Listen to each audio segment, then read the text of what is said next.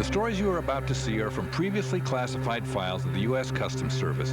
They contain dramatic recreations and, whenever possible, actual surveillance footage.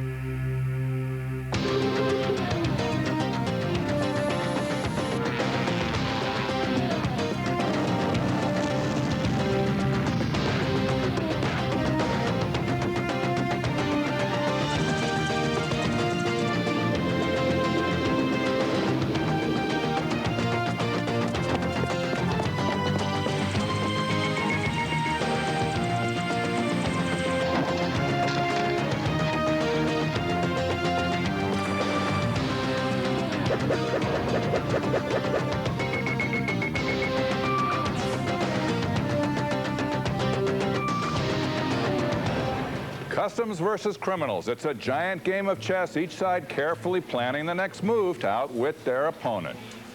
I'm Stephen J. Cannell, and we're going to join customs agents and inspectors as they take on some of the best players in the international world of crime. The stakes here are high, and the price of failure can mean death.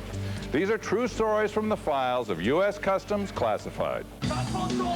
Today on U.S. Customs Classified, a desperate young man hijacks a bus and forces the driver to speed toward the U.S.-Canadian border.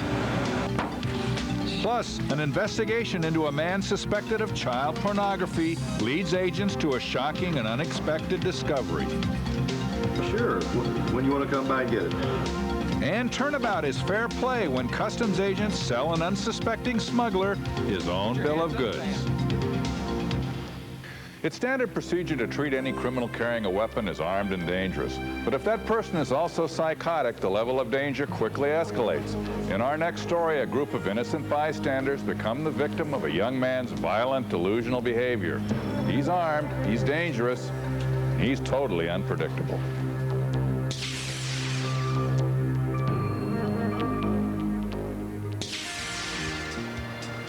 Montreal, Canada, a historic city that welcomes millions of tourists each year.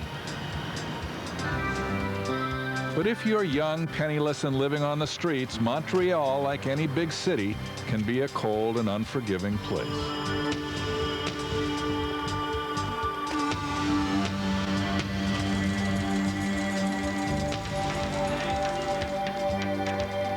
Twenty-year-old Jean-Marc Bertaille was a recovering heroin addict struggling to keep clean. After being forced out of an overcrowded rehab center, Jean-Marc found himself alone with nowhere to turn. If you don't live, we will put you out on the street. S'il te plaît. I have no space. Go away, Jean-Marc. I'm clean. Get out of here, Jean-Marc. I don't want to see you. You're not my brother.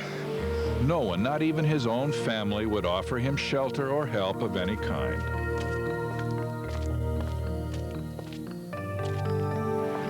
Everywhere he went, Jean-Marc met with rejection. No, thank you.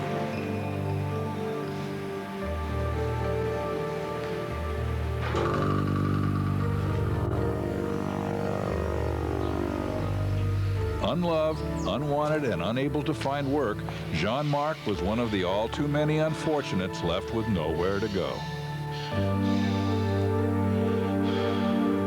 After weeks of living on the streets, Jean-Marc Bertaille had reached a breaking point. On July 23rd, I was picking up passengers at Crazed station, a metro station in Montreal. Rosario Poirier was just 30 minutes from the end of his shift and going home to his loving wife and children. And that guy came on board.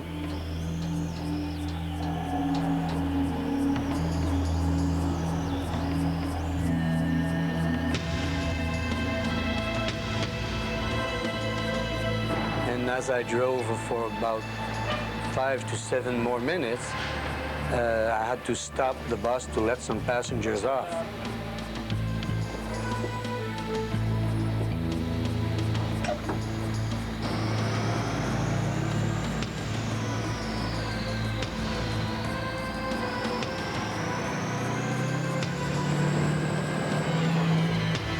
That guy put a knife over my throat and he said, yesterday there were 2 escaped convicts from Saint-Anne-des-Plaines jail in Laval, and he said, I'm one of the two. I was in there for 2 murders, and if you do any jokes or something stupid, I'm gonna kill you. I've got nothing to lose, and I'm gonna sell my life dearly. Hey, what's going on here? Sit down, man. Come on. It's not a joke. Sit down, man. I got you. Come on. Please, let us Shut up. Shut up. I think my husband is very sick. I think he's having a heart attack. Please. Stop the bus. Then he turned around and ordered everybody that was left in the bus to get off. Get out the bus. Move it. Come on. Get out. Come on. Drive. At the bus's next scheduled stop, 3 teenage girls were waiting, totally unaware of the danger on board. He said that we're gonna have to pick up more hostages. It's not enough, just you.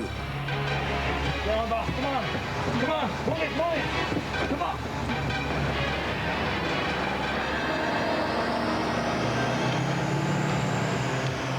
Tu vas te fermer ta gueule. Sinon, tu vas te tuer, man. Viens ici. Viens ici, t'envoie. For 2 terror-filled hours, Jean-Marc held his hostages at knife point. Shut up. Vite. Pêche ce champignon. Toi, tu conduis puis tu fermes ta gueule. It seemed there would be no end to the madness. I was very surprised when he asked me to take him to the border.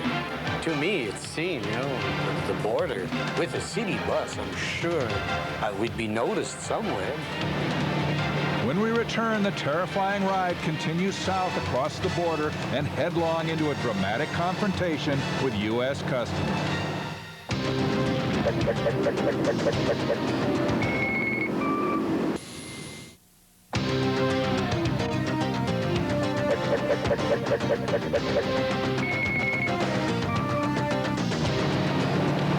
As the hijacked bus sped south toward the border, Jean-Marc Bertaille held his petrified hostages in a grip of fear.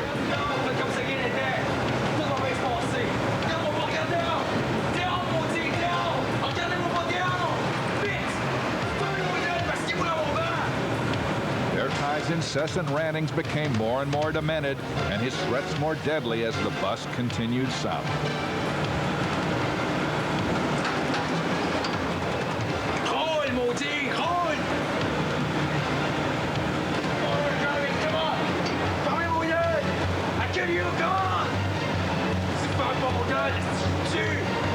Shut up!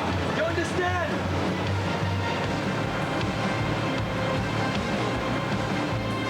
As we got close to the border, we noticed there was a big trailer parked in the opening. And he asked me to stop. Must have been 50, 75 feet from the booth, and I did.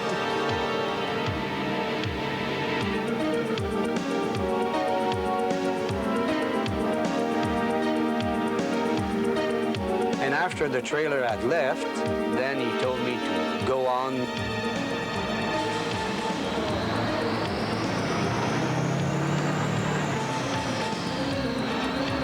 Received a radio call that a Montreal city bus had gone on by the inspection station, and somebody was holding either a knife or a gun to the driver's head. They just kept on going.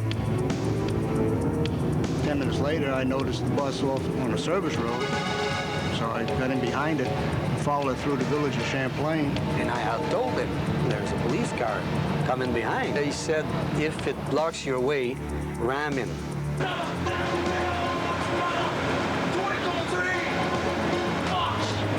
About a mile down the road, he pulled over. The driver pulled over. I got out and approached the bus. I was nervous when I approached the bus because I didn't know whether he had a gun or a knife. They weren't clear on that. They had to find out what he wanted, what his frame of mind was. I was trying to calm him down, tell him nobody should get hurt in this. No reason for it. Come on. Wait, drive, mon homme. Oh, wait, drive. Come on, please. So he started the bus. Do this. Give yourself up. He went down the road.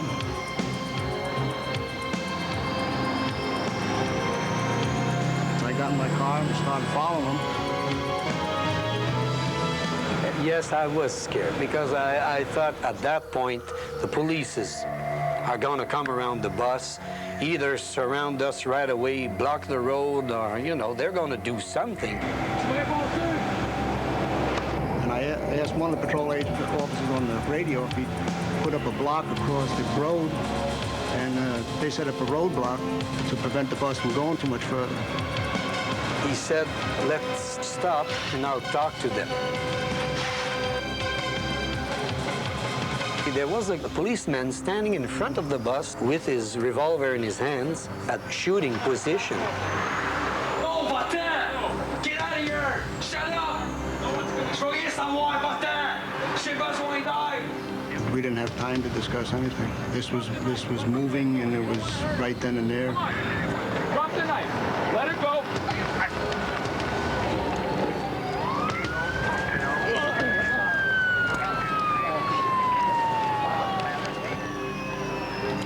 After more than 6 hours, the terrifying ride had finally come to an end.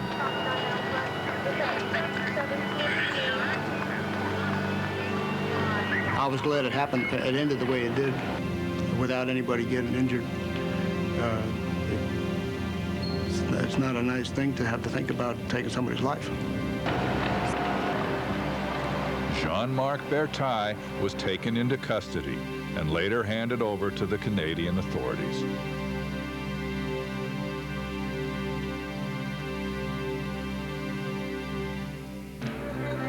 After Bertaille returned to Canada, he spent 9 months in a drug rehabilitation clinic. Following his release, he was convicted of kidnapping and theft of city property.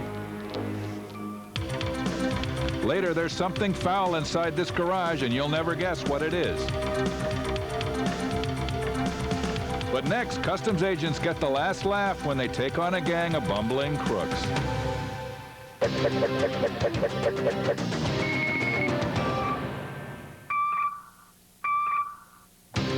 More true stories when U.S. Customs Classified returns.